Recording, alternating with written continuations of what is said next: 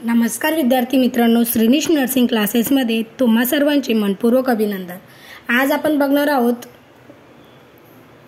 जीवाणूजन्य आजार टायफॉइड। टायफॉइडला विषमज्वर असेही म्हणतात। टायफॉइड हा जीवाणूजन्य आजार आहे, तसेच तो संसर्गजन्य आजारही आहे। एकाला झाला तर तो दुसऱ्यांनाही होऊ शकतो।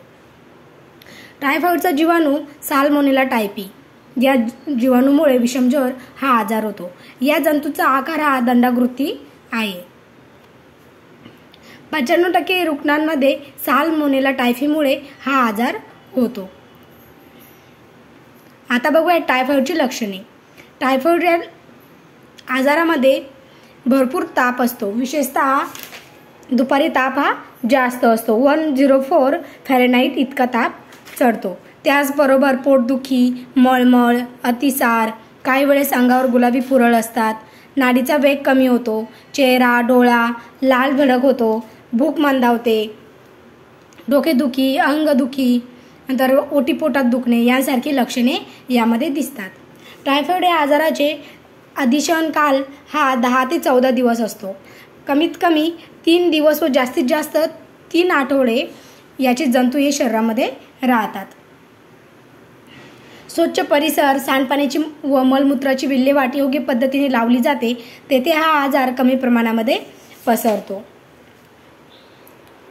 दूषित अन्न आणि पाणी ग्रहण केल्याने टायफॉइड या आजाराची आपल्याला लागण होऊ शकते। तसेच अनारोग्यदायी परिस्थितीमध्ये हे जीवाणू जिवंत राहतात आणि रुग्णाच्या मलाद्वारे, उलटीद्वारे तसेच तोंडाद्वारे बाहेर पडून रुग्णाच्या किंवा वाहकाच्या दूषित हाताद्वारे हे संक्रमित होतात। हे जीवाणू माती आणि पाण्यामध्ये कित्येक महिने जिवंत राहू शकतात।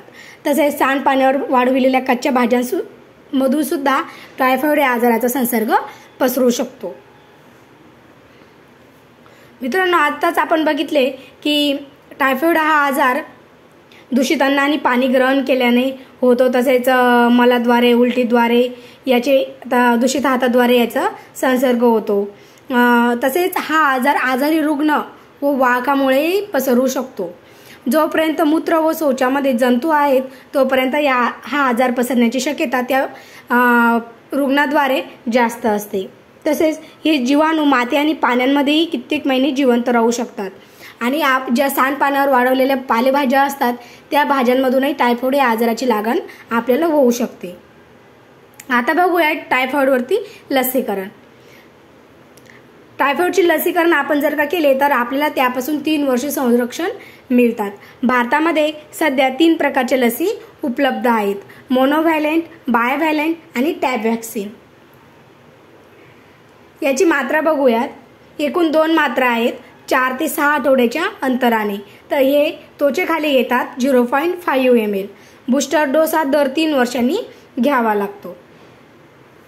तसेच एक लस आहे टायफोरल म्हणून, ही लस ही ओरली घेतात। जसे आपण पोलिओ घेतो ना, त्या पद्धतीने ही ओरली टायफोरल व्हॅक्सिन घेतल्या जाते। उपचार: ताप कमी करण्यासाठी शरीर पाण्याने पुसावे, वयानुसार पॅरासिटामॉल द्यावी, भरपूर द्रव पदार्थ व हलका आहार द्यावा। हे झाले आपले घरी असताना पेशंट। जर पेशंट आवाक्याबाहेर जर का गेले तर त्याला हॉस्पिटलमध्ये ॲडमिट करून डॉक्टरांच्या निगराणीखाली त्याला व्यवस्थित औषधोपचार देणे अत्यंत गरजेचे आहेत। आता बघूयात प्रिव्हेन्शन। टायफॉइड हा आजार झाल्याच्या नंतर काळजी घेतल्यापेक्षा ती होऊ नये म्हणून काळजी घेतली तर खूप चांगले असतात।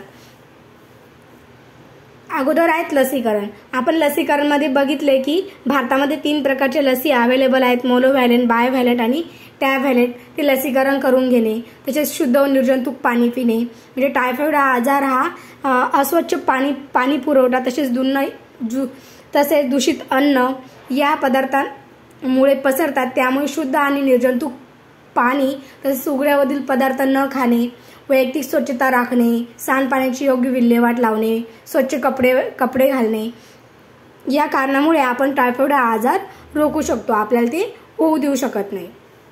मित्रांनो, असेच नवनवीन व्हिडिओ पाहण्यासाठी श्रीनिश नर्सिंग क्लासेसला सबस्क्राईब करा आणि बेल आयकॉनवरती क्लिक करायला विसरू नका। धन्यवाद।